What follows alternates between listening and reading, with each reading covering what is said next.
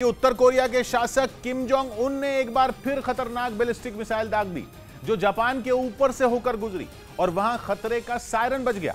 बीते 10 दिन में ऐसा 5वीं बार हुआ जब किम ने ऐसी मिसाइल का टेस्ट किया और इस बार किम के मिसाइल फायर करते ही खतरे का सायरन जापान में बजा,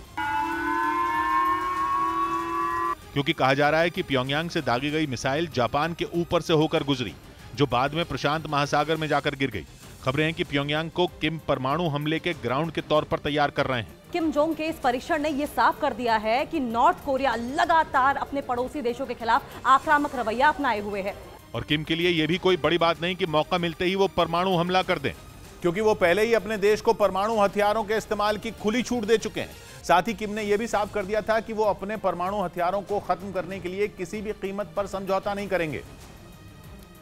लेकिन जापान के ऊपर से मिसाइल के गुजरते ही वहां तनाव बढ़ गया। सामने आई तस्वीरों में सड़कों पर सन्नाटा पसरा दिखा और वहां के एक इलाके में सायरन की आवाज सुनाई दी।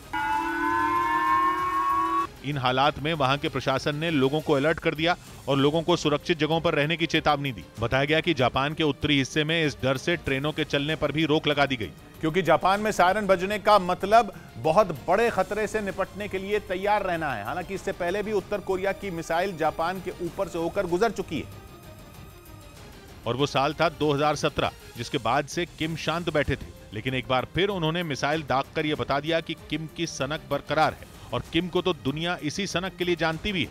माना जा रहा है कि किम का यह मिसाइल टेस्ट हाल ही में हुई अमेरिका, दक्षिण कोरिया और जापान की बड़ी मिलिट्री ड्रिल का नतीजा है। करीब 5 साल बाद हुए इस बड़े युद्ध अभ्यास का मकसद ही उत्तर कोरिया से युद्ध के लिए हर वक्त तैयार रहना है, ताकि अगर किम ने दक्षिण कोरिया की तरफ आंख उठाकर देखने की जुर्रत की तो उसे करारा जवाब दिया जा सके।